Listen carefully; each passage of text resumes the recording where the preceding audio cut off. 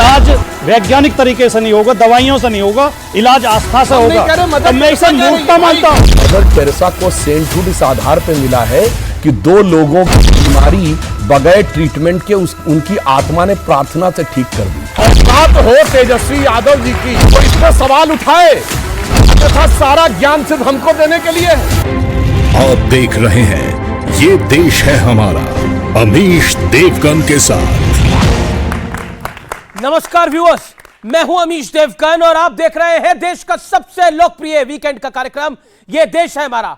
कहते हैं कि अवध से बड़ा धाम नहीं और राम से बड़ा कोई नाम नहीं। करीब 2 हफ्ते बाद उसी अवधपुरी में प्रभु श्री राम पधार रहे हैं, लेकिन उत्साह का माहौल केवल अवध तक नहीं है, यह पूरे देश और दुनिया में छाया है। लेकिन उत्सव के इस माहौल के में रंग में भंग डालने वाले भी मैदान में उतर गए हैं, जो बीजेपी और मोदी का विरोध करते करते अब राम द्रोह पर उतर आए हैं। जो पूछते थे कि राम किस कमरे में पैदा हुए, वो प्रभु राम के भोजन तक पहुंच गए और त्रेता युग के राम पर कलयुगी नेताओं ने अपना निर्णय भी सुना दिया है। राम मांसाहारी थे, यानी नॉन वेजिटेरियन थे, ये वो कह रहे हैं। ऐसा बयान शरद पवार की पार्टी के बड़े नेता जितेंद्र आवाड़ ने दिया है। हालांकि बवाल मचा तो उन्होंने माफी मांग ली। अखिलेश यादव की पार्टी के सांसद शफीकुर रहमान बर्क कह रहे हैं कि मस्जिद की जगह मंदिर बनना अल्लाह के कानून के बेहद खिलाफ है। बिहार के डिप्टी सीएम और लालू यादव के सपुत्र तेजस्वी यादव पूछ रहे हैं कि अगर बीमार पड़ोगे तो क्या मंदिर जाओगे या अस्पताल। और कांग्रेस के दिग्विजय सिंह रामलला की नई और पुरानी मूर्ति में उलझ के रह गए हैं। ये वो तमाम नेता है जो खुद को गांधीवादी तो कहते हैं, वो गांधी जिन्होंने जीवन भर रघुपति राघव राजा राम गाया और ये राम हे राम कहकर उनके प्राण भी निकले। तो बड़ा सवाल है कि आज उन्हीं प्रभु श्री राम के नाम पर विपक्ष के नेता इतने बेचैन क्यों हो गए हैं। आज इसी मुद्दे पर होगी जनता के बीच देश की सबसे बड़ी बहस, राम का नाम बदनाम ना करो। इस हफ्ते का यह देश है हमारा, इसी विषय पर व्यूअर्स।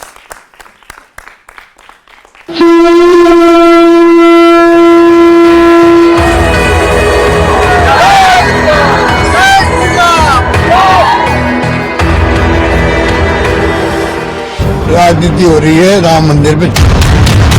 तो क्षत्रिय का खाना ही मांसाहारी होता है, राम क्षत्रिय था। एक ओर जहां राम मंदिर की खुशियां मनाई जा रही हैं, तो वहीं दूसरी ओर सियासत का एक तबका ऐसा भी है जो काफी परेशान है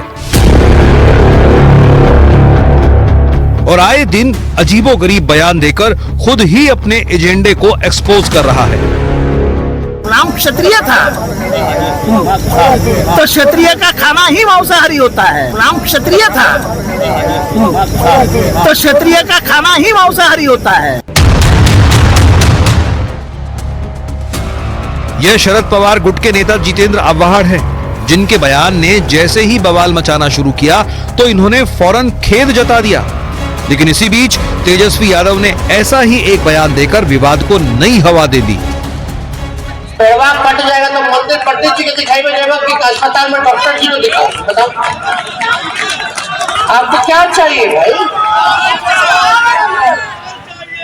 भूख लगेगा तो मंदिर जाइएगा, वहां तो दाना देना पड़ता। तेजस्वी जी, क्या हज करने वालों में जो पैसा खर्च होता है उनको कुछ सलाह देंगे? क्या हज भवन को अस्पताल आप बना देंगे? इससे पहले शफीकुर रहमान बर्फ 22 तारीख के दिन को भ्रम का दिन बता चुके हैं। ओवैसी मुस्लिम युवाओं से मस्जिदों की रक्षा करने की अपील कर चुके हैं और स्वामी प्रसाद मौर्य तो पूरे हिंदू धर्म को गालियां देने से पीछे नहीं हट रहे। नौजवानों, मस्जिदों को आबाद रखो। हमारी मस्जिद हमने खो दी और वहां पर क्या किया जा रहा है आप देख रहे हैं। नौजवानों, क्या तुम्हारे दिलों में हमारे दिलों में तकलीफ नहीं होती? अभी इतना कब्जा करके बैठ गए उसके ऊपर। पूरी राजनीति बालाकोट की तरह भी राजनीति हो रही है राम मंदिर पे चुनाव जीतने के लिए। जिस रामलला की लड़ाई पर, मूर्ति पर सारा झगड़ा हुआ, वो मूर्ति कहाँ है? वो मूर्ति स्थापित क्यों नहीं हुई? अब केंद्रीय मंत्री गिरिराज सिंह आशंका जता रहे हैं कि 22 तारीख से पहले विपक्ष रामकाज के खिलाफ कोई बड़ा विघ्न पैदा कर सकता है। अब जब राम प्रभु श्री राम का प्राण प्रतिष्ठा मंदिरों में होने वाला है, अब ये कोई न कोई दंगा कराना चाहते हैं, भेदभाव कराना चाहते हैं, जिससे राम मंदिर के प्राण प्रतिष्ठा में खलल पैदा हो जाए। सवाल यह है कि राम के अपमान से विपक्ष को क्या किसी फायदे की उम्मीद है? क्या इस फायदे के लिए करोड़ों हिंदुओं की आस्था से खिलवाड़ हो रहा है? आज जनता के बीच इसी मुद्दे पर होगी जोरदार बहस। तो आज की बहस के 3 बड़े मुद्दे क्या हैं, आइए आपको उनसे परिचय करा देते हैं। राम विरोधी बयान सोचा समझा प्लान है इंडिया अलायंस का। उस अलायंस को लगता है कि अगर राम विरोधी बयान देंगे तो क्या वोट बढ़ जाएंगे। दूसरा बड़ा मुद्दा है राम मंदिर से विपक्ष को सियासी नुकसान का डर। और तीसरा बड़ा मुद्दा है मंदिर से बीजेपी के मिशन 400 प्लस यानी 400 प्लस को क्या बूस्टर मिल जाएगा। आज इन्हीं 3 मुद्दों पर होगी देश की सबसे बड़ी चर्चा। अभिनंदन है एक बार फिर आपका आज के एडिशन में। और मेरे साथ बात करने के लिए कौन कौन है? महंत नवल किशोर दास जी, जोरदार तालियों से अभिनंदन करिए महंत जी का। राजकुमार भाटी है प्रवक्ता समाजवादी पार्टी के, जोरदार तालियों से उनका अभिनंदन है। डॉक्टर सुधांशु त्रिवेदी है member of parliament Bharatiya Janata party के लोकप्रिय प्रवक्ता। साजिद रशीदी है मुस्लिम धर्मगुरु है, अपनी बात को रखते हैं। आप तमाम लोगों का अभिनंदन है। और जनता जनार्दन देश के युवाओं आपका अभिनंदन है। सबसे पहले आज की चर्चा की शुरुआत मैं जनता आप ही से करना चाहता हूं। आपसे एक सवाल मैं पूछना चाहता हूं। पहले पूछा जाता था राम किस कमरे में जड़े यानी किस कमरे में पैदा हुए, अब कहा जा रहा है राम तो मांस खाते थे। आपके विचार क्या है इसके ऊपर बताइए, एक एक करके अपने विचार रखिए 10-10 सेकंड के अंदर खड़े होकर बोलिए। एक वक्त था जब अक्षरधाम में एक पंडित से पुजारी जी से पूछा गया था कि आप मंदिर क्यों बनवा रहे, हॉस्पिटल क्यों नहीं बनवा रहे। तब पुजारी जी ने एक अच्छा जवाब दिया था और कहा था कि इस मंदिर में वो लोग आएंगे जिन्हें प्रेरणा मिलेगी और शांति मिलेगी कि वो ऐसे हजारों अस्पताल खड़े कर पाएंगे। जी आप कुछ कहना चाहती हैं? सर, तेजस्वी यादव जी का बयान था कि कोई बीमार होगा तो हम अस्पताल क्यों नहीं जाएंगे। अरे जब कोई पेशेंट अस्पताल जाता है उसके बाद भी उसके घर वाले मंदिर ही जाके प्रार्थना करते हैं कि भगवान मुझे सही कर दीजिए, मेरे बेटे को सही कर दीजिए। जी और कोई अपनी बात रखना चाहता है इस तरफ से? जी सर, रामायण में गोस्वामी तुलसीदास जी ने एक चौपाई लिखी थी, जाके प्रिय न राम भई देहि तजौ ताहि कोटि बैरी सम जद्दप परम से नहीं। जिसको राम से प्यार नहीं उसको इस तरीके से परित्याग कर दो जैसे प्रहलाद ने अपने पिता का परित्याग कर दिया था, जैसे आपने देखा कि भरत ने अपनी माता का परित्याग कर दिया था, विभीषण ने अपने भाई का परित्याग कर दिया था। तो आज देश की जनता अगर इंडिया अलायंस का परित्याग कर रही है तो इन लोगों को मिर्ची क्यों लग रही है? और सर दूसरी बात मैं एक चीज कहना चाहता हूँ, जो लोग राम के अस्तित्व पर सवाल उठा रहे हैं, एक कागज को टुकड़े को छोड़ दिया जाए तो तुम्हारे पास क्या सबूत है? तुम कहां पैदा हुए, कैसे साबित करोगे? तो ये देश का युवा बोल रहा है। और मैंने फिर कहा राम का नाम बदनाम ना करो, ऐसे सियासतदानों ऐसा काम ना करो। राजकुमार भाटी, आज की चर्चा की शुरुआत में आपसे करता हूं। कल तक पूछा जाता था कि राम कहां पैदा हुए, किस कमरे में जड़े राम, और आज पूछा जा रहा है, कहा जा रहा है कि राम ने तो मांस खाया था। नहीं, अयोध्या में एक शुभ कार्य हो रहा है, एक मंदिर में प्राण प्रतिष्ठा होने जा रही है मूर्ति के अंदर, और सब जिन लोगों की आस्था है, जो धर्मानुयायी हैं, सब प्रसन्न हैं। किसी की प्रसन्नता में खलल डालने का या किसी की आस्था पर प्रश्न उठाने का किसी को अधिकार नहीं है। देश में, हमारे देश का संविधान ये अधिकार देता है हर व्यक्ति को अपनी अपनी आस्था के अनुसार पूजा पाठ करने का, अपने धर्म का पालन करने का अधिकार है। लेकिन इस तरह के विवाद उठाने में सबसे बड़ी भूमिका चैनलों की है, न्यूज़ चैनलों की। अच्छा। और आप जिस तरह आप शुरू होते ही आप उसे राजनीतिक रूप दे देते हैं, किसी और ने तो दिया नहीं, अभी तो शुरुआत हुई है। आपने कहा कि राम मंदिर के कारण भारतीय जनता पार्टी जो 400 का आंकड़ा छूने जा रही है उसमें विरोध कर रहे हैं। अगर यह कहा जाएगा कि राम मंदिर के कारण किसी का वोट बढ़ रहा है या किसी को राजनीतिक नुकसान हो रहा है, तो राजनीतिक पार्टियों की मजबूरी हो जाएगी बोलना। अगर वो नहीं बोलेंगे तो ये राजनीति कैसे करेंगे?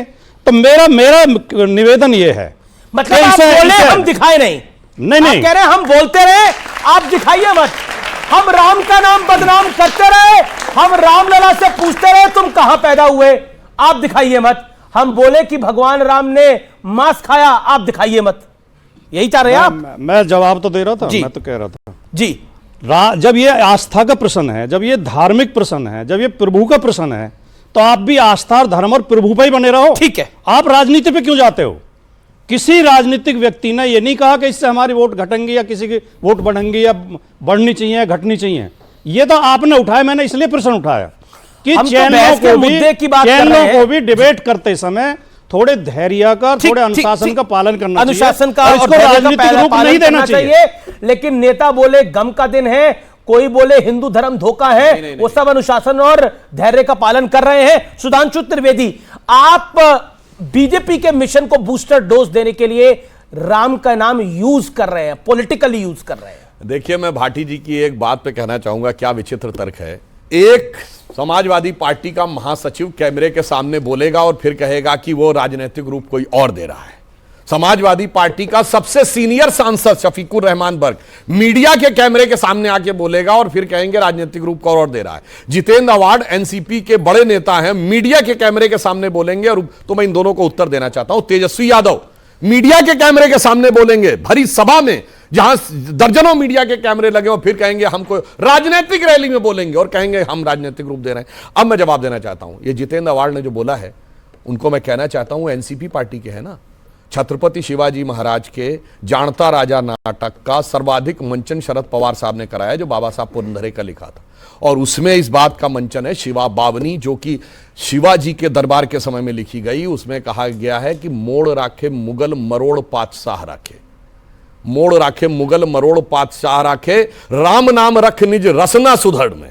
यानी अपने मुंह में, सुंदर जिह्वा में भगवान राम का नाम रखकर छत्रपति शिवाजी ने मुगलों को मोड़ के रख दिया, और पातशाह औरंगजेब को कहते थे पातशाह गाजी जिंदा पीर, उसको मरोड़ के रख दिया, और बैरिन की हद रखी तेग बल शिवराज, यानी विरोधियों को तलवार के दम पर अपने हद में रख दिया, और देव राखे देवल स्वधर्म राखो घर में, यानी देवता देव स्थान में सुशोभित हुए, अपना अपना धर्म अपने घर में। आज यही तो मोदी जी के जमाने में हो रहा है। मुगलिया मानसिकता वालों को मोड़ के रखा हुआ है, पातशाह वालों को तोड़ के रखा हुआ है, भारत विरोधियों को हद में रखा हुआ है, और हद तो इतनी हो गई कि ग्लोबल टाइम्स ने भी मोदी जी की तारीफ कर दी। भैया जो चाइना का मुखपत्र है सरकार का, वो भी मान गया कि भैया मोदी के जमाने में अच्छा काम हो रहा है।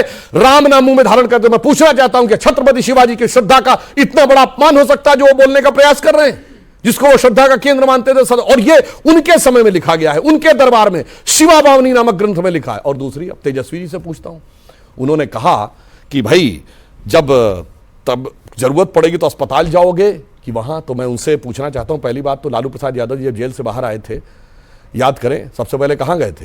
हनुमान जी के मंदिर गए थे, अस्पताल नहीं गए थे। फिर भी भाई अस्पताल से तो मंदिर ऊपर है, और ये मैं सब प्रमाण बोल रहा हूं। ये बताइए, जब दवा काम करना बंद करती थी, डॉक्टर क्या कहता, आप दुआ करिए जाके। और अब मैं जो उदाहरण कोट करने जा रहा हूं, इंडी गठबंधन वाले में किसी के औकात हो तो बोल के दिखाए। जहां दवा काम नहीं करती है वहां पे धार्मिक चमत्कार से वो ठीक हो जाता है। मदर टेरेसा को सेंटहुड इस आधार पे मिला है कि 2 लोगों की बीमारी बगैर ट्रीटमेंट के उनकी आत्मा ने प्रार्थना से ठीक कर दी। अब बताइए, अस्पताल ऊपर है या प्रार्थना ऊपर है? अब औकात हो तेजस्वी यादव जी की या इस इंडी गठबंधन में किसी की, तो इस पे सवाल उठाए, अन्यथा सारा ज्ञान सिर्फ हमको देने के लिए है। जी, क्या आपको लगता है कि जानबूझकर कोई बयान नहीं देता? मैं आपकी बात को ऊपर रखता हूं, कई बार गलती से निकल जाता है, पब्लिक ग्लेयर में निकल जाता है, पॉलिटिकल रैली में निकल जाता है, लेकिन आखिरकार ये बयानबाजी रुक क्यों नहीं रही है, थम क्यों नहीं रही है? अगर राम सबके हैं, आप कहते हैं हम भी राम के हैं और हमारे भी राम है, बिल्कुल राम सबके हैं, आपके, मेरे, इन सबके, करोड़ों दर्शकों के और 140 करोड़ हिंदुस्तानियों के, और दुनिया भर में बहुतों के राम है। इंडोनेशिया में राम है, और कहां का राम है मुझे आपको बताने की आवश्यकता नहीं है, थाईलैंड में राम है, कहां का राम है। लेकिन आज एक सवाल खड़ा होता है कि मान लिया बात कि आप ऐसा नहीं करना चाहते, लेकिन यह गलती अगर हो रही है तो इसको दुरुस्त भी तो किया जा सकता है। देखिए, मैंने शुरू में ये कहा कि आस्था पर किसी को प्रश्न नहीं उठाना चाहिए, किसी की आस्था का अपमान नहीं करना चाहिए। और मेरी पार्टी की भी ये लाइन है, राष्ट्रीय अध्यक्ष जी ने, हमारे अखिलेश यादव जी ने कहा है कि किसी को किसी धर्म और जाति पर टिप्पणी नहीं करनी चाहिए हमारी पार्टी के कार्यकर्ता को जी। लेकिन मैं बहुत जोर देकर इस बात कहना चाहता हूं कि आस्था और मूर्खता का फर्क समझते रहिए। आस्था को मूर्खता में तब्दील मत होने दीजिए। मूर्खता और क्या है आज 21वीं सदी में जी। अगर खड़े होकर एक राष्ट्रीय पार्टी के प्रवक्ता, सत्तारूढ़ पार्टी के प्रवक्ता ये कह रहे हैं कि इलाज वैज्ञानिक तरीके से नहीं होगा, दवाइयों से नहीं होगा, इलाज आस्था से होगा, तो मैं इसे मूर्खता मानता हूं। मैं इसे कोई भी कहे, कोई आपने वो सिद्ध किया कि ऐसा होता है, मतलब आप मान रहे हैं मदर टेरेसा का देखिए सेंटूट गलत है। अब मैं अपनी बात दुनिया में एक बात बताइए, ये स्वामी प्रसाद मौर्य मूर्खता कर रहे हैं या ये चतुराई कर रहे हैं? कौन सी बात? स्वामी प्रसाद मौर्य कौन सी बात पे? हिंदू धर्म धोखा है। नहीं, ये बाबा साहब अम्बेडकर ने नहीं, मैं उन्होंने बाबा साहब अम्बेडकर ने हिंदू धर्म धोखा है। बाबा साहब बताइए कहां बोला? बाबा साहब अम्बेडकर की बात करें, बाबा साहब अम्बेडकर ने कभी हिंदू धर्म को धोखा नहीं कहा। एनिहिलेशन ऑफ कास्ट पढ़िए उनका, उन्होंने हिंदू धर्म को धोखा नहीं कहा। पढ़िए, प्रतिज्ञाएं पढ़िए आप। उन्होंने इस्लाम के बारे में जो पढ़ा वो बोलिए। नहीं, मैं उस बात को नहीं बहस कर रहा, वो मेरे हाँ इस्लाम के बारे में जो बोला वो आप बता दो। लेकिन मैं कहना ये चाहता हूं, देखिए सुनिए, देश में या दुनिया में जितनी गंभीर बीमारियां आई, चाहे पोलियो हो, चाहे चेचक हो, चाहे अभी कोरोना आई, चाहे और बीमारी थी, उन सब की दवाइयां विज्ञान ने खोजी है। प्रार्थनाओं से, मंत्रों से कोई बीमारी ठीक नहीं हुई है और ना होती है। चेचक के लिए हम हमेशा उसे माता कह के पूजते रहे, उसके लिए हम प्रार्थना करते रहे, पूजा पाठ करते रहे, लेकिन चेचक का टीका जब डॉक्टर जेनर ने उसकी खोज की, उससे चेचक खत्म हो गई, पोलियो खत्म हो गया दुनिया से, उसे हम ग्रहण बताते हैं। कहना क्या चाह रहे हैं? इस बात आप हम ये कहना चाहते हैं, कर रहे हैं, हम ये कहना, तेजस्वी यादव का समर्थन कर रहे हैं कि राम मंदिर की जगह अस्पताल होना चाहिए था। तेजस्वी यादव ने ये नहीं कहा। फिर क्या कहा उन्होंने? तेजस्वी यादव ने कहा राम मंदिर जाऊंगे, अस्पताल जाऊंगे। यादव ने ये कहा कि अगर राम मंदिर जाएंगे तो अस्पताल जाने की जरूरत ही नहीं पड़ेगी भाई। तेजस्वी यादव ने ये नहीं कहा, आप गलत कोट कर रहे हैं। तेजस्वी यादव ने कहा कि मंदिर के चक्कर में अस्पताल और कॉलेज का महत्व मत भूलो। उन्होंने ये नहीं बोला, और स्कूल उनके भाव यही थे। हमें बहुत जमाने में बहुत ज्ञान दिया गया था, जब तक मंदिर का निर्णय नहीं आया था कि साहब उस जगह पे अस्पताल बनवा दो, लाइब्रेरी बनवा दो, स्मारक बनवा दो। अब इन्होंने कहा तो मैं तेजस्वी जी से अपेक्षा करूंगा और इनसे भी कि वो जो मस्जिद के लिए 5 एकड़ जमीन दी गई वहां पे वो कहें कि वहां अस्पताल ये इनसे करो आप अपील। अरे अब नहीं, अब अस्पताल से ऊपर मस्जिद है, मगर मंदिर से ऊपर अस्पताल है, ये है असलियत। जी। अब मैं महंत जी के पास जाता हूं। महंत जी, ये एक नई फिलॉसफी आ गई है कि देखिए विज्ञान सब कुछ है, इसलिए भगवान राम का मंदिर अगर बन भी रहा है तो कोई बड़ी बात नहीं है। लेकिन 550 साल ये बाद ये मंदिर बन रहा है। जो लोग पूछते थे कि राम की मां ने राम को कहां जड़ा, कोट अनकोट, कांग्रेस के नेता ने ये बोला, मैंने नहीं बोला, कि राम की मां ने राम को किस कमरे में पैदा किया। आज उसी गठबंधन के नेता कह रहे हैं, इंडिया अलायंस के गठबंधन के नेता कह रहे हैं, जो कांग्रेस के साथ है, आम आदमी पार्टी के साथ है, सपा के साथ है, टीएमसी के साथ है, वो कह रहे हैं कि राम मांसाहारी थे। देखिए बंधु, एक तो हम सब हिंदू समाज के लोग विशेष करके बड़े सहनशील होते हैं और ज़्यादा सहनशीलता मुझे लगता है पलायनता का कारण बन जाती है। मैं तो कहता हूँ राम विरोधियों की हिम्मत कैसे पड़ गई ये शब्द बोलने के। मेरे आराध्य को, मेरे इष्ट के बाद में कोई कुछ बोले और वो ठीक ठाक रह जाए, क्या मतलब है? आप मेरे भगवान को गाली देंगे तो है, मेरे भगवान को आप गाली देंगे, आपको इतनी स्वतंत्रता प्राप्त हो गई है। हम उसका एक तो कठोर निंदा करते हैं और पूरे देश के लोगों से प्रार्थना करते हैं कि ऐसे राम विरोधियों के विरोध में हर थाने में FIR दर्ज होना चाहिए, ऐसे लोगों को जेल के अंदर होना चाहिए, ऐसे राष्ट्रद्रोहियों को बाहर रहने का कोई अधिकार नहीं है। भगवान श्री राम का मंदिर किसी दया पर नहीं बन रहा है, सच के आधार पर बन रहा है। जिन लोगों ने पूछा था भगवान कहाँ पैदा हुए, हमारे विद्वानों ने, हमारे ऋषियों ने एक एक कोट करके कहा। जी, कोर्ट ने कोई आंखें बंद करके नहीं कह दिया। उसी कोर्ट में कुछ लोग कोर्ट फेंक के भगे थे कि नहीं 24 तक सुनाई नहीं होना चाहिए, राम काल्पनिक हैं। आज हमने तो उनको निमंत्रण भी दिया है, आओ ना, पर किस मुंह से जाएं? हिम्मत नहीं पड़ रही। पूजा तो कर लेते हैं, नाटक तो कर लेते हैं, पर आओ ना। हम तो आज भी कह रहे हैं 22 तारीख को आओ। रुक करता हूं, मेरे साथ साजिद रशीदी साहब हैं। रशीदी साहब, पॉलिटिकली क्या आपको लगता है कि बीजेपी इसको ज्यादा बड़ा इशू बना रही है या विपक्ष, मैं एक शब्द यूज कर रहा हूं जिसको मैं ज्यादा यूज नहीं करता, विपक्ष अपनी मूर्खता और गलती से इसको बड़ा बनवा रहा है? देखिए, ये राम मंदिर का जो इशू है हमेशा से राजनीतिक इशू रहा है। हर आदमी जानता है, पूरी दुनिया जानती है। हमेशा से क्यों? और बीजेपी इसको किस तरह से राजनीतिकरण इसका कर रही है, तमाम साधु संतों की ये बात कहने के बावजूद कि मोदी जी जो प्राण प्रतिष्ठा करने जा रहे हैं जी वो अच्छा नहीं है, वो शुभ नहीं है। साधु संत कह रहे हैं, शंकराचार्य तक कह रहे हैं इस बात को, और ये भी कह रहे हैं कि राम मंदिर जो हो रहा है वो अभी आधा अधूरा है, उसकी प्राण प्रतिष्ठा अभी नहीं हो सकती, थोड़ा ठहरना चाहिए उसके लिए, लेकिन फिर भी हो रही है, तो ये राजनीति है। दूसरी बात, आपने बोला कि बीजेपी हमेशा से ही राजनीति इस पर करती आई है। Yes. और राम ने नहीं, आपने एक वर्ड यूज करा, राम मंदिर हमेशा से ही राजनीति का मुद्दा रहा है। कब से राजनीति का मुद्दा रहा है? जब से दो पे थी ये, जब से दो पे थी, जब से ये दो पे थी उस वक्त से इनका राजनीतिक मुद्दा है ये। जिस जगह के लिए ये लोग लड़ रहे थे कि साहब यहां राम पैदा हुए हैं, ये गर्भगृह है जी, वो गर्भगृह की जगह अभी भी खाली पड़ी है, वहां मंदिर नहीं बन रहा है। उस जगह को अरे सुनो मेरे भाई, क्यों सुने? शांति रखो, क्यों सुने बताओ ना। शांति रखो, सच्चाई सामने आएगी। नहीं कर सकते, क्यों सुने? सच्चाई सामने आएगी। हम बताएंगे राम पैदा कहाँ हुए तो आप बताओगे। अब देख लीजिए, आप मोहम्मद साहब को बताओ ना, सच इतना ही कड़वा होता है। राम कहाँ पैदा हुए हम बताएंगे, आप भाई मैं ये नहीं कह रहा हूँ राम कहाँ पैदा हुए हैं, मैं नहीं कह रहा हूँ इस बात को। आप समझ ही नहीं रहे, आप कान खोल के सुनिए, किसी के बारे में उस हिसाब से बात करें। जिस जगह पर ये लड़ाई थी, जहां बाबरी मस्जिद का तीसरा गुंबद था, वहां ये लोग कहते थे कि ये गर्भगृह है, बीच का गुंबद। मैं तीसरा गुंबद उसी को कह रहा हूं, बीच का गुंबद ये गर्भगृह है। उस गर्भगृह को मंदिर में शामिल नहीं किया गया। आज भी वहीं बन रहा है। क्या ये राजनीति नहीं है? अच्छा, आप बताइए मुझे, क्या ये जिस जगह पे लड़ाई थी कि साहब ये गर्भगृह है, ऐसा झूठ तो फैलाना चाहिए जगह को जब राम मंदिर में नहीं किया, स्वामी जी नहीं, आपने बोला 2 मिनट बोला, इन्होंने बोला ये शुभ घड़ी नहीं है, ये शुभ घड़ी नहीं। एक सेकंड, मैं आपको मौका दूंगा। 10 सेकंड। मुझे रसीदी से पंचांग नहीं दिखवाना है कि कहाँ कौन सा नक्षत्र कैसा है। हमारे विद्वानों ने जिनको देखना चाहिए उन्होंने देख करके बताया, शुभ घड़ी है, अभिजीत मुहूर्त है। हाँ बिल्कुल अभिजीत मुहूर्त है, 11:30 से 12:30 के बीच में जब भगवान की प्रतिष्ठा होगी।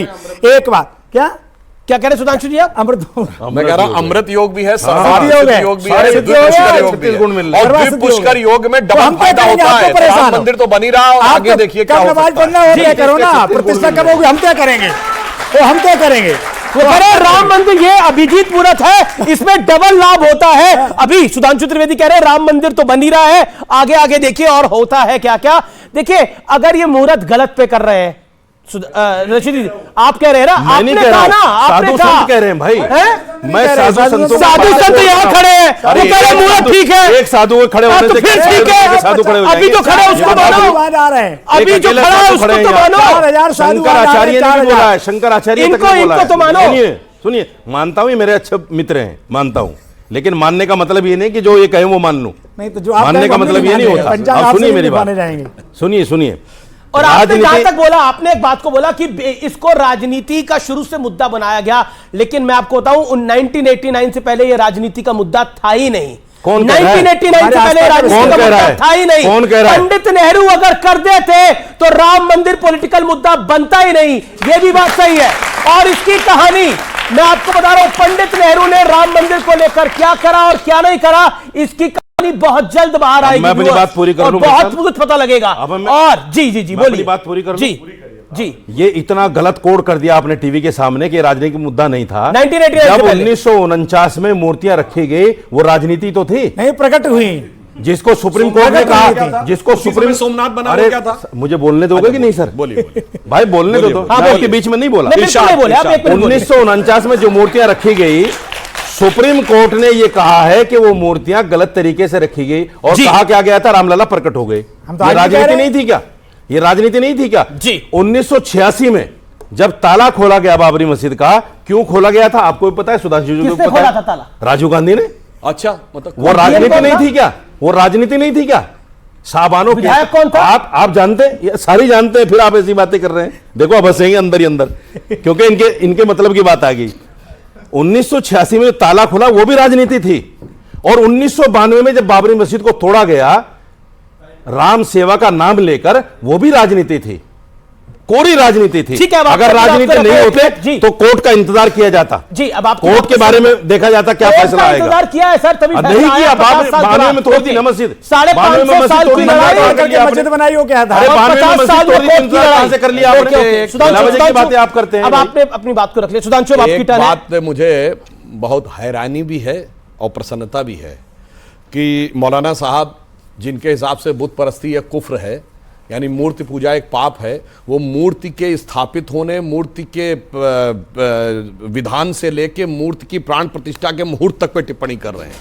देखिए ऐसा अद्भुत आपको उदाहरण नहीं लगेगा। ना करो, शांत अनफेयर है ये, आपकी बात कर रहे हैं। और ये लोग ऐसे अद्भुत हैं, देखिए जो विपक्ष के लोग हैं, विपक्ष के समर्थक लोग हैं, इनका ज्ञान तो अप्रतिम है। समर्थक नहीं हूं सर, सर मैं समर्थक नहीं। अच्छा ठीक है, आप अपनी बात कर रहे हैं, आप विरोधी हैं। देखिए साहब, जब रफेल आता है तो ये एरोनॉटिकल इंजीनियरिंग के जानकार हो जाते हैं, ये नहीं ऐसा था। अब सुनिए, जिस समय वैक्सीन आता है तो ये सेलुलर माइक्रोबायोलॉजी के जानकार हो जाते हैं। जब वैक्सीन का सैंपल सर्वे आता है, आप पे नहीं सर, आप पे थोड़ी बोल रहे हैं, आप कहे बोला, आप अपने आप अपनी गाड़ी में देख रहे हैं, जवाब दे रहे हैं। पंजाब के बात हुई, अरे मौलाना साहब राजनीति पे बात नहीं हुई ना भाई साहब। वो तिनका किसी और की दाढ़ी में देख रहे हैं, अपनी दाढ़ी में क्यों देख रहे हैं? नहीं, आप वही बात है। अब सुनिए साहब, और जब यह कहा जाता है कि फला तारीख से शुरुआत हो जाएगी वैक्सीन की, तो कहते हैं सैंपल इतना दिखाना चाहिए, ये स्टैटिस्टिक्स के एक्सपर्ट हो जाते हैं। जब मुहूर्त भूमि पूजन किया गया था 5 अगस्त 2020 को, तब मुहूर्त मर्मज्ञ हो जाते हैं और अब ज्योतिष के प्रकांड विद्वान हो जाते हैं और धर्म के भी ज्ञाता हो जाते हैं। इनके ज्ञान का तो कोई मुकाबला नहीं कर सकता। अब राजनीति का जवाब देता हूं। इन्होंने बात कही बिल्कुल सही, जिस समय देश आजाद हुआ उस समय राजनीति का मुद्दा नहीं था। अगर सोमनाथ का मंदिर उस समय बन सकता था तो रघुनाथ का मंदिर भी बन सकता था। राजनीति केवल इसलिए हुई कि 22-23 दिसंबर 1949 की रात को जब श्री राम लला प्रकट हुए, और मैं अदब से कहूंगा मौलाना साहब से कि अगर आप ये कहेंगे कि कोर्ट ये साबित करता कि प्रकट हुए थे, तो सारे भगवानों के बारे में ये कहने की किसी की हैसियत नहीं है कि फिर वो प्रकट हुए थे, वो कैसे हुए थे। इसलिए ये विषय आस्था का है कि प्रकट हुए थे, अन्यथा फिर सारे उनके लिए इमोशनल कार्ड की बात नहीं कर रहे हैं। बात नहीं कही, कुछ नहीं, आपने बोला कि कहा कि वो प्रकट नहीं हुए थे, आपने बोला, कोई बैक करके देख सकता है तरीके से मूर्ति रखी है, कोर्ट ने कही ये बात। अब सुनिए क्या थी, 22 दिसंबर 1949 के बाद उस जमाने में गोविंद बल्लभ पंत जो चीफ मिनिस्टर थे, उन्होंने डीएम से कहा कि हटा दीजिए। डीएम ने मना कर दिया। के नायर साहब डीएम थे। क्यों मना कर दिया, ये भी बताते हैं। आप कहेंगे डीएम ने कैसे सीएम का आदेश नहीं माना? क्योंकि संविधान 26 जनवरी 50 को लगाए, 49 तक ब्रिटिश टाइम के रूल लागू थे और उस समय सीएम की पावर्स डिफाइन नहीं थी, डीएम की पावर एब्सोल्यूट थी। और उसके बाद जनवरी 1950 में नेहरू जी का गोविंद बल्लभ पंत को लिखा गया लेटर अवेलेबल है, जिसमें नाराजगी व्यक्त कर रहे हैं कि जबरदस्ती मूर्ति हटवाओ, तुम ऐसा क्यों नहीं कर रहे हो। और फिर राजनीति में बताना चाहता हूं इनकी भी जानकारी के लिए, मुस्लिम पक्ष उसमें पैरोकारी नहीं बना 49 से 61 तक, क्योंकि के मोहम्मद ने अपनी किताब में लिखा है कि मुस्लिम समाज में एक विचार था कि हमें इसमें नहीं पढ़ना चाहिए, इस स्थान का हमारे लिए कोई महत्व नहीं है, हिंदुओं के लिए बहुत महत्व है, तो वो नहीं बने। 12 साल की टाइटल सूट का मियाद होती है, वो 12 साल की मियाद पूरी होने में 1 हफ्ता रह गया था, तब वो बने, क्योंकि सेकुलरिस्टों ने, कम्युनिस्टों ने जाके उनको समझाया कि तुम्हें लड़ना चाहिए। राजनीति वहां से आई। 6 दिसंबर 92 में घटना क्यों हुई जानते क्या था? ये 67 एकड़ लैंड तो आफ्टर डिमोलिशन सेंट्रल गवर्नमेंट ने ली है। जैसे ही कल्याण सिंह जी की हमारी सरकार आई थी, उस सरकार ने उस पूरी भूमि का अधिग्रहण कर लिया था। तुरंत केंद्र सरकार ने भूमि के अधिग्रहण को चुनौती दी। अब अगर जजमेंट आता तो या तो यूपी गवर्नमेंट का अधिकार माना जाता या वो प्राइवेट लैंड मानी जाती। प्रॉब्लम यह थी कि यूपी गवर्नमेंट के हाथ में आते ही वो राम जन्मभूमि न्यास को लिख देती। प्राइवेट लैंड ओनर्स में से 90% ने अपना अटॉर्नी पावर ऑफ अटॉर्नी दे रखा था, तो नरसिम्हा राव की सरकार कोर्ट की डेट ही नहीं लगने देती थी, क्योंकि उसे पता था किसी के भी पक्ष में जजमेंट आएगा तो आसपास के 67 एकड़ की जमीन मिल जाएगी और मंदिर निर्माण शुरू हो जाएगा। ये थी राजनीति, ये करा था कांग्रेस पार्टी ने, ये करा था कांग्रेस पार्टी ने रामलला का मंदिर रुकवाने के लिए। इसलिए मैं कहता हूं कांग्रेस पर रामद्रोह का आरोप है, इसलिए कांग्रेस आज इस हस्त्र पे है। और 2024 में जो पॉलिटिकल पार्टियां रामद्रोह करा है उनका क्या होगा ये जनता जनार्दन तय करेगी हर कीमत पर। इस बार 6 दिसंबर 92 को 11:30 बजे गुंबद में पार्शियल डैमेज की खबर आ गई थी।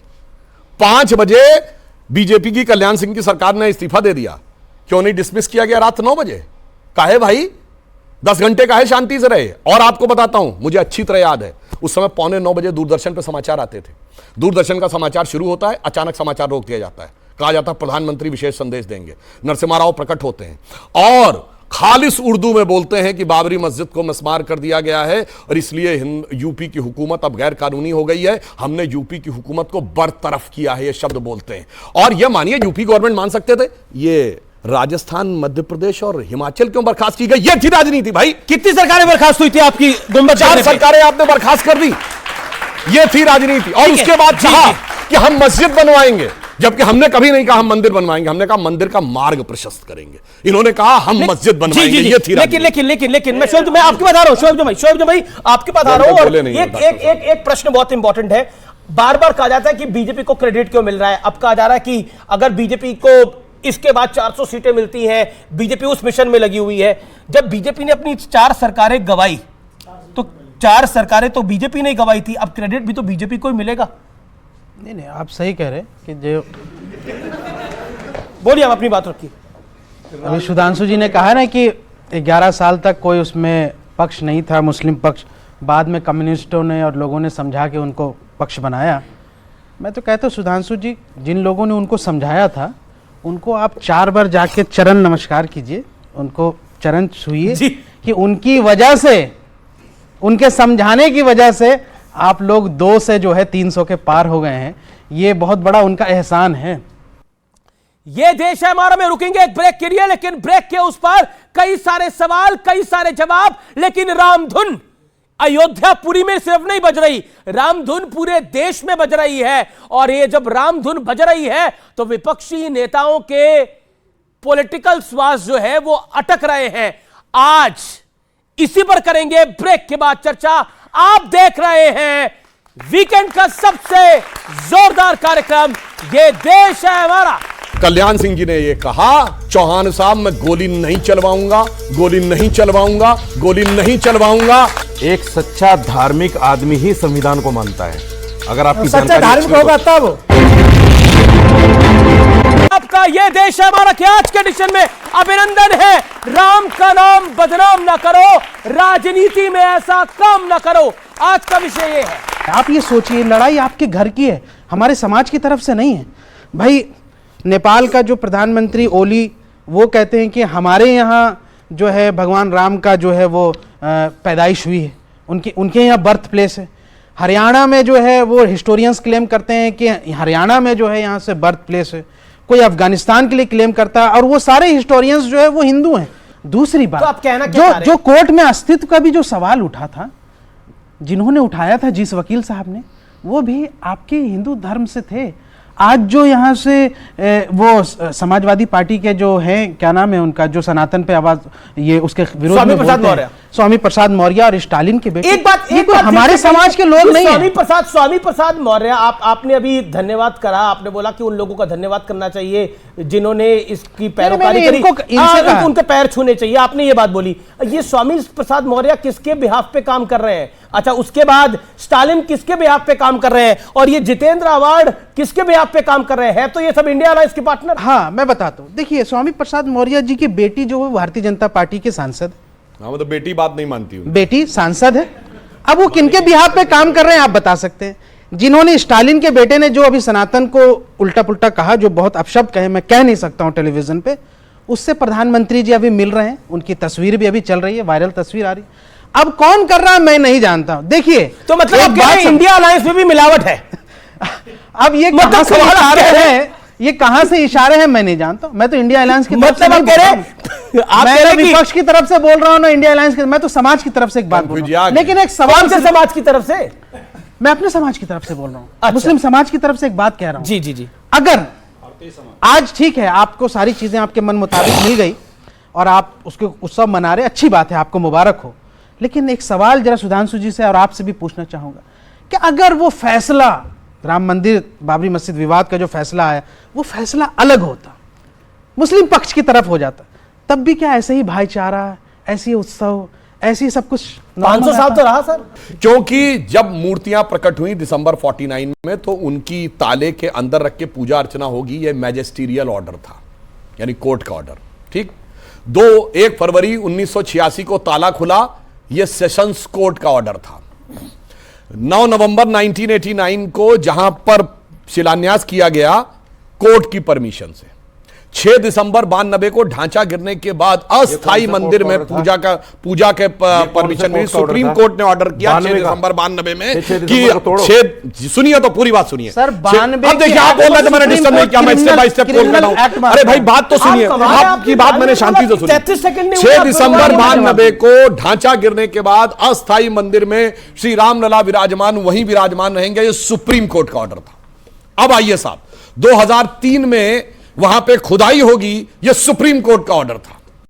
30 सितंबर 2010 को जब 1/3 2/3 वाला जजमेंट आया है, तो उस केंद्रीय गुंबद के नीचे सैंक्टम सैंक्टोरम है, यानी गर्भगृह श्री रामलला विराजमान का है, यह इलाहाबाद हाई कोर्ट की लखनऊ बेंच का ऑर्डर था। तो जब आधा दर्जन ऑर्डर हमारे पिछले 60 साल के पक्ष में थे, तो आप कैसे कह रहे हैं कि कुछ हो गया? सारे magisterial court, sessions court, high court, supreme court का ऑर्डर, हमारे मित्र में जवाब दे रहा हूं। 1992 का जो मस्जिद की गुंबद गिराने का जो वाकया, उस पर सुप्रीम कोर्ट ने उसको क्रिमिनल एक्ट माना है और उस केस को अभी तक चला रही और कह रही है कि जिन लोगों ने वो ढांचा गिराया वो दोषी हैं, उन पर अपराध जो है सिद्ध होता है और उन पर मुकदमा चलाया जाएगा। भाटी आपकी सुधांशु जी ने डेट वाइज बहुत सारे तथ्य बताए और ये भी कहा कि जो कुछ हुआ कोर्ट के आदेश पे हुआ। मैं भी कुछ तथ्य बताना चाहता हूँ जी। 23 दिसंबर 1949 को अयोध्या थाने के एसओ थे राम दुबे, जो तिलक लगाते थे, पूजा पाठ करते थे, हिंदू आस्था में विश्वास करते थे। उन्होंने खुद मुकदमा दर्ज किया अपने थाने में 2 सिपाहियों की सूचना पे कि 20-25 लोग आए नारा लगाते हुए और जबरन मूर्ति रख गए मस्जिद के अंदर। 6 दिसंबर 1992 को जब मस्जिद गिरी, उससे पहले सुप्रीम कोर्ट में कल्याण सिंह जी ने हलफनामा दायर करके कहा था, ये विश्वास दिलाया था सुप्रीम कोर्ट को कि मैं मस्जिद की रक्षा करूंगा। जब मस्जिद गिर गई और इनकी सरकार बर्खास्त हो गई, कल्याण सिंह जी को सुप्रीम कोर्ट ने तलब किया, तो वह गीता के ऊपर हाथ रख के सौगंध खा के कहा कि मस्जिद गिराने में मेरा कोई सहयोग नहीं है, मैंने पूरी कोशिश की उसी की रक्षा करने की। जैसे ही चुनाव घोषित हुए, फिर इस मंचों पर जाकर कल्याण सिंह जी ने कहा हमने मस्जिद गिराई है और हम यहाँ मंदिर बनाएंगे। जब मस्जिद जिस दिन मस्जिद गिराई जा रही थी, वहां चबूतरे पे खड़े हुए, आपने वीडियो जरूर देखे होंगे, आप पत्रकारिता में थे, मुरली मनोहर जोशी जी, आडवाणी जी, उमा भारती जी, रितंबरा जी, विनय कटियार ऐसे हाथ उठा के नारे लगा रहे थे, एक धक्का और दो, बाबरी को तोड़ दो। जब उनके खिलाफ मुकदमा हुआ, उन्होंने भी कोर्ट में शपथ खा के कहा, शपथ पूर्वक कोर्ट में कहा हमने भरपूर कोशिश की बचाने की, लेकिन हम बचा नहीं पाए। फिर 1996 में जब चुनाव हुए, अटल कल्याण सिंह ने यह कहा था कि मैं गोली नहीं चलाऊंगा। मैं संक्षेप में कह रहा हूं, आप सबका जवाब दे देना। 1996 में जब चुनाव हुए लोकसभा के, अटल बिहारी वाजपेयी जी को गठबंधन की जरूरत पड़ी। अटल बिहारी वाजपेयी जी ने बाकायदा घोषणा पत्र में कहा कि हम ये मंदिर का मसला अब नहीं उठाएंगे। फिर उनकी सरकार गिर गई 13 दिन में, फिर 98 में दोबारा बनी 13 महीने के लिए, फिर उन्होंने गठबंधन किया, बाकायदा लिखित में मिनिमम प्रोग्राम जो जारी किया, उसमें बाकायदा लिखा एनडीए का हम मंदिर का मसला बिल्कुल नहीं उठाएंगे और हम काशी मथुरा नहीं लिखा, काशी मथुरा का भी नहीं उठाएंगे इस टर्म में। और मैं बताता हूं, आखिरी 2 बात जी 13 महीने बाद वो सरकार भी गिर गई जी, फिर बनाई सरकार, फिर इसी पे कायम रहे। और जब 2004 में चुनाव हुआ, सारे वादे भूल के कहा हम काशी मथुरा भी उठाएंगे, हम राम मंदिर भी उठाएंगे। तो कृपया आप अपनी बात तो कहिए, लेकिन नैतिकता और कोर्ट की दुहाई मत दीजिए। आप हमेशा नैतिकता के और कोर्ट के खिलाफ चलें और भारत के संविधान के खिलाफ चलें जी। और एक प्रमोद महाजन की रिकॉर्डेड प्रेस कॉन्फ्रेंस है, मैं पत्रकार था, मैंने सवाल पूछा, 2003 की ये बात है, मैंने पूछा कि आपने राम मंदिर का मुद्दा छोड़ दिया, उन्होंने बोला इस टर्म के लिए छोड़ा है क्योंकि हमारे पास मैंडेट नहीं है, अगर हमें मैंडेट मिलेगा तो हम मंदिर वहीं बनाएंगे। हुआ नहीं, यही तो मैं कह रहा हूं, या सुधांशु इनकी बात बिल्कुल क्लियर कर दूं। हमने बीजेपी का भी एजेंडा जारी किया और एनडीए का, हमने कहीं नहीं लिखा कि हम ये नहीं करेंगे। बीजेपी के एजेंडा में सदा सर्वदा राम मंदिर, आज चुनौती कहता हूं 98 का बीजेपी घोषणा पत्र दिखाइए अगर हमने ऐसा किया है। हाँ, एनडीए के में कॉमन यूनियन प्रोग्राम में नहीं था। तो मैं एक और बात कहूं, आप ये साथ में दल थे, ये काहे हमारे साथ आ गए? हमने तो मंदिर का मुद्दा नहीं छोड़ा था, हमारे घोषणा पत्र में तो था। कब तो सवाल आपके साथ से आए? पूछना चाहिए कि जो हमारे साथ हम आए थे, आपके साथ कब आए? आपके साथ नहीं, वैसे आप तो तब आए थे। हम आप तो कभी नहीं आए आपके हमारे साथ। रहमो करम पर ही नो, आप नो, पहली नो, बार नो, नो, सत्ता नो। में आए थे। मुलायम नो, सिंह नो, जी नो, नो, 180 नो, सीटें कभी हम आपके साथ भाजपा नहीं के साथ समर्थन से आए थे। कल्याण सिंह हमारे नेता 89 में एक ही वाक्य बोल, हाँ बोलिए, एक वाक्य बोलिए। 89 में हमारे नेता श्री वीपी सिंह जी थे, जहां जहां इनके झंडा स्टेज पर होते थे वो स्टेज पर नहीं चढ़ते थे। ठीक है, हमारी नीति हमेशा साफ रही। लेकिन सरकार इसके समर्थन से बढ़ाई। सपोर्ट लेके जहां बीजेपी के झंडा होते थे स्टेज पर नहीं लेकिन चढ़ते वीपी सिंह ने सरकार बीजेपी के समर्थन से बढ़ाई। बताओ कि ये बिल्कुल सत्य बात है कि वो जो ढांचा वहां गिरा वो 500 साल से हिंदू समाज के मन में जो आक्रोश था, उस आक्रोश का जो मजाक उड़ाया गया, उस कारण से उत्पन्न हुई तात्कालिक परिस्थितियों के गुस्से में हुआ। और इसका मैं प्रमाण देता हूं। अभी संसद भवन में जो लोग घुस गए, इन्फिल्ट्रेटर, हमलावर, बहुत हल्ला मचाया गया कि साहब इंटेलिजेंस फेलोर है, जानकारी नहीं थी। मैं पूछना चाहता हूं, वहां लाखों लोग इकट्ठा थे, अगर ऐसी प्लानिंग थी तो क्या सेंट्रल गवर्नमेंट के पास कोई आईबी रिपोर्ट थी? नहीं, कोई नहीं लिखा। रिपोर्ट सेम कोई रिपोर्ट प्रस्तुत नहीं पत्र की। जारी हुआ, कोई रिपोर्ट नहीं थी। अब सुनिए, व्हाइट पेपर में साफ लिखा हुआ है। एक सेकंड, इस तरह की सूचनाएं थी। झूठ बोल रहे हैं, झूठ आप बोल रहे हैं। सूचनाएं थी। कोई कि आपने बहन मस्जिद कमीशन शहीद की की रिपोर्ट में जाएगी। आपने कोई आईबी की रिपोर्ट नहीं कोट किया। अब मैं दूसरा बोलना चाहता हूं, उसी दिन शाम को इनकी सरकार आ गई थी, 6 दिसंबर 92 की रात। स्टेट गवर्नमेंट के पास कोई इंटेलिजेंस का इनपुट था? नहीं था। यह इस बात को प्रमाणित करता है कि किसी प्लानिंग के साथ नहीं हुई। इसीलिए लेब्राहन कमीशन की रिपोर्ट जो उन्होंने 1992 में बनाया, वो 2010 में प्रस्तुत किया, धेला भर उसमें साबित नहीं कर पाए। कल्याण सिंह जी ने यह कहा कि जब वहां पर दोपहर में, अब एक और बात समझिए, 11:30 बजे एक गुंबद में पार्शियल डैमेज की खबर आई थी। उस समय ये शंकरराव चौहान जी गृह मंत्री थे। जी जी, उन्होंने कल्याण सिंह जी को फोर्स किया जी। कल्याण सिंह ने जानकारी ली, वहां लाखों की संख्या में लोग थे। तो कल्याण सिंह जी ने यह कहा कि चौहान साहब का फोन आया, और ये उन्होंने खूब बोला है, ये पब्लिकली बोला, मैंने चौहान साहब से कह दिया, चौहान साहब मैं गोली नहीं चलवाऊंगा, गोली नहीं चलवाऊंगा, गोली नहीं चलवाऊंगा, चाहे एक क्या सैकड़ों सरकारें कुर्बान हो जाएं। मगर मैं पूछना चाहता हूं, जब चौहान साहब 11:30 बजे ये जवाब सुन लिए थे कल्याण सिंह जी का, तो काहे तुरंत बर्खास्त करके गोली न चलवा दिए? उनको भी पता था कि जमीनी हकीकत क्या है। इसीलिए मैं पुनः बोल रहा हूं, कोई रिकॉर्ड से चेक कर ले जाके, शाम 5 बजे कल्याण सिंह जी ने इस्तीफा दिया है, और 9 बजे इन्होंने इस्तीफा स्वीकार नहीं किया, 9 बजे डिसमिस करने का ऑर्डर किया। क्यों 9 बजे तक बैठे रहे? क्योंकि हकीकत आपको ही पता थी, आप कुछ नहीं कर सकते थे। लाखों की भीड़ के ऊपर आप कौन सी गोली चलवा सकते थे? सवाल मेरा भी है सर। जी जी जी जी, रशीदी साहब, जब कल्याण सिंह ने गोली चलाने से मना कर दिया, उनकी मंशा बाबरी मस्जिद को गिराने की थी, तो हलफनामा क्यों दिया था कोर्ट में? सुनिए, उन्होंने कहा मैंने बचाने का प्रयास किया, पर कोर्ट में हलफनामा क्या है? हलफनामा यह है कि उन्होंने बचाने का प्रयास किया। हाँ, तो सुनिए, ये नहीं उसमें कल्याण, सुनिए, मैं एक मिनट हलफनामे में ये नहीं कि मैं प्रयास करूंगा। सुनिए, हलफनामे में ये है कि मैं ढांचा नहीं गिरने अरे दूंगा। भैया जवाब दे रहा हूं, सुनिए तो आपको पूरा। कल्याण सिंह ने कोर्ट में कहा मैंने हलफनामा दिया था, और मैं उस हलफनामा को कायम रखने में नाकाम रहा, और इसके लिए कल्याण सिंह जी को 1 दिन की जेल भी हुई। उन्होंने एक्सेप्ट किया कि चूंकि इतने लोग मर जाते हैं, इसलिए मैंने ये सोचा कि बजाय उस डिसीजन को फॉलो करने की बजाय मैं लाखों लोगों को नहीं मरवा सकता था, और उसके बाद देश में जो होता वो भी देखा जा सकता था, क्या हो सकता था। मैंने इसीलिए कहा ना, 11:30 बजे अगर केंद्र सरकार को पता लग गया था, सरकार की और सुनिए सुनिए, और ये तो बहुत से लोगों ने लिखा है कि नरसिम्हा राव जी पूजा में चले गए थे, 6-7 घंटे पूजा में रहे थे।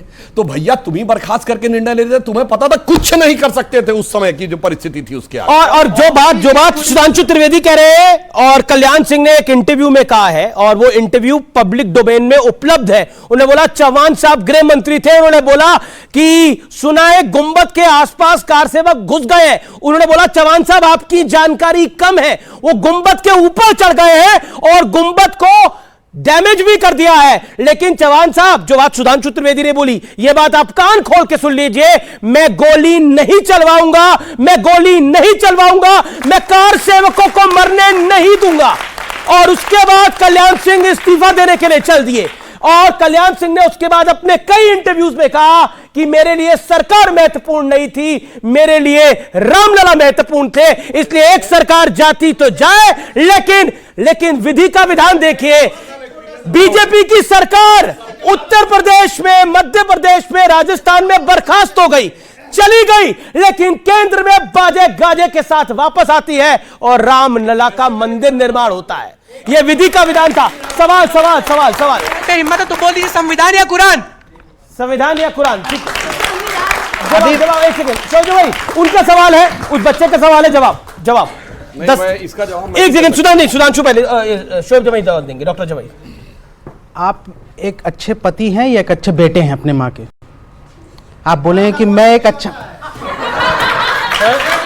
आप अपने माँ के लिए एक अच्छा बेटा है या आप अपनी बीवी के लिए एक अच्छा माँ का जो अच्छा बेटा होगा वही अच्छा पति होगा। हाँ है ना, होगा। यानी एक व्यक्ति एक वक्त में एक अच्छा पति भी हो सकता है, एक अच्छा माँ के लिए बेटा भी हो सकता है और अपने बच्चों के लिए अच्छा बाप भी हो। इसी तरह एक मुसलमान एक वक्त में एक अच्छा मुसलमान भी हो सकता है, एक अच्छा देशभक्त भी हो सकता है और एक अच्छा जो है देश का नागरिक भी हो सकता है। आपको जवाब मिल गया। जवाब दे दूं? धन्यवाद। इसमें कोई संदेह नहीं है कि 2014 से पहले संविधान से ऊपर ही कुरान थी। मैं ऐसे नहीं बोल रहा हूं। शरिया के प्रावधान संविधान में किसी सेकुलर देश में नहीं थे।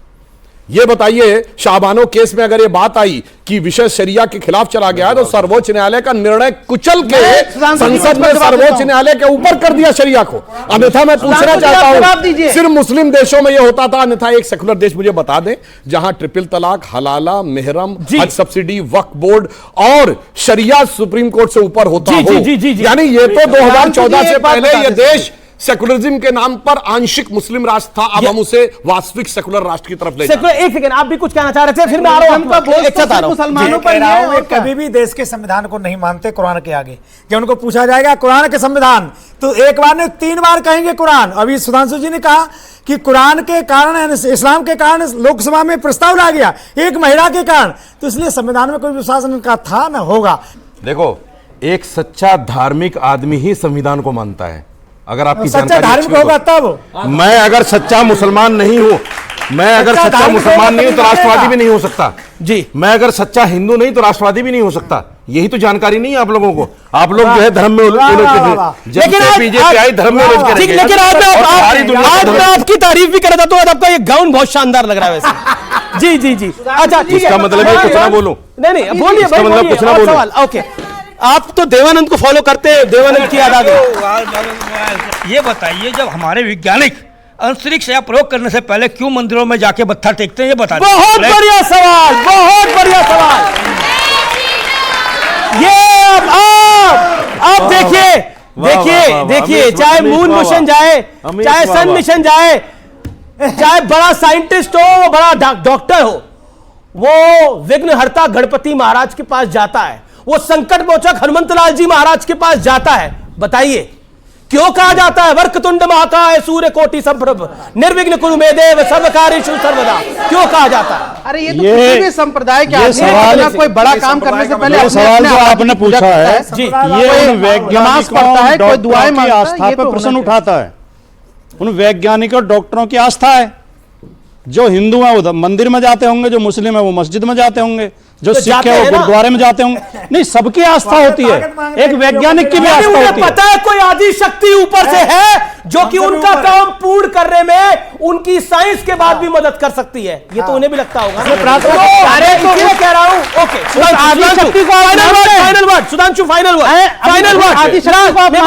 हमने सबने वो सुना है ना भजन, भय प्रकट कपाला दीन दयाला कौशल्या हितकारी। उसमें आगे की लाइन है, ब्रह्मांड निकाया निर्मित माया रोम रोम प्रतिवेद कहें। यानी वेद कहते हैं कि भगवान के रोम रोम से अगणित ब्रह्मांड बनते हैं, अगणित माया बनती है।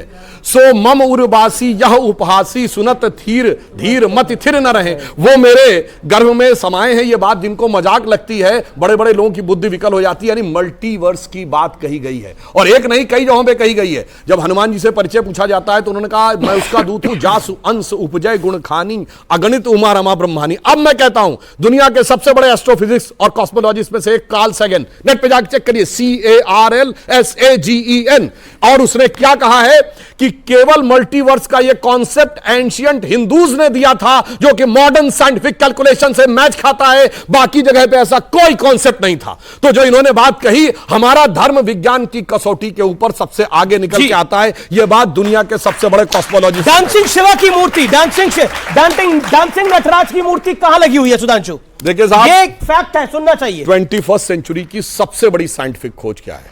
गॉड पार्टिकल, जो कि यूरोप की सन लेबोरेटरी में खोजिए। उसकी लॉबी में जाइए तो वहां के ऊपर एक डांसिंग शिवा नटराज की मूर्ति, जो तंजावुर तमिलनाडु वाली नटराज की मूर्ति है, वो लगी है। और उसके नीचे ऑस्ट्रियन साइंटिस्ट फिट्जे कैपरा का कोट लिखा है। वहां क्यों लगी है? क्योंकि उन्होंने कहा कि now the science comes to the conclusion that the perpetual creation and destruction of universe is like the cosmic dance of Shiva. दुनिया किसी धर्म में नहीं था कि अनंत ब्रह्मांड बनते रहते हैं, नष्ट होते रहते हैं, जो हमारे यहां कहा गया प्रलय आती रहती है, पुनः नया सृजन होता रहता है, यह बात। और न फिट्जे कैपरा हिंदू है, न सन लेबोरेटरी हिंदू है, वो भी उसको मान रहे हैं। और उससे बड़ी बात है कोई उनसे कह भी नहीं रहा हिंदू बन जाओ। जी जी जी, ये अंतर है, ये अंतर है। मेरे को समय यही समाप्त करना पड़ेगा। आप लोग इस चर्चा में आए, आपका बहुत बहुत अभिनंदन, आप लोगों का बहुत बहुत शुक्रिया। जोरदार तालियां इस ऑडियंस के लिए, जोरदार तालियां हमारे मेहमानों के लिए। फिलहाल आज के एडिशन में इतना ही। नमस्कार, राम राम, जय हिंद।